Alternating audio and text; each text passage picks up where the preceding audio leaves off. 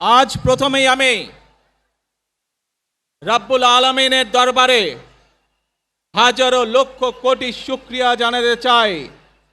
রব্বুল আলামিনের অশেষ রহমতে আজ আমি আমার প্রিয় মাতৃভূমিতে ফিরে আসতে পেরেছি আপনাদের দোয়ায়। আপনাদের মাঝে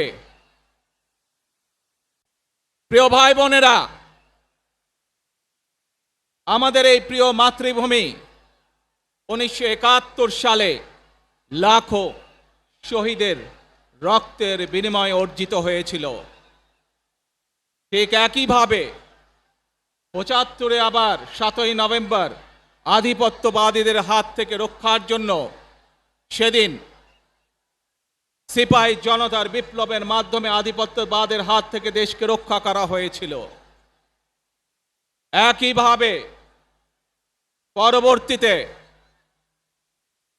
90-এ স্বৈরাচারের বিরুদ্ধে এদেশের জনগণ, এদেশের খেটে খাওয়া মানুষ তাদের গণতান্ত্রিক অধিকারকে ছিনিয়ে এনেছিল।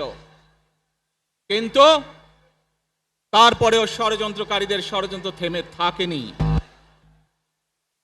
আমরা তারপর দেখেছি 2024 সালে, 71 সালে এই দেশের মানুষ যেমন স্বাধীনতা অর্জন করেছিল, 2024 সালে এদেশের ছাত্র জনতা সহ সর্বস্তরের মানুষ, কৃষক, শ্রমিক, গৃহবধূ, নারী, পুরুষ, মাদ্রাসার ছাত্র সহ দলমত নির্বিশেষে, শ্রেণী পেশা নির্বিশেষে সকল মানুষ সেদিন 2024 সালের 5ই আগস্ট এই দেশের স্বাধীনতা এবং সার্বভৌমত্বকে রক্ষা করেছিল।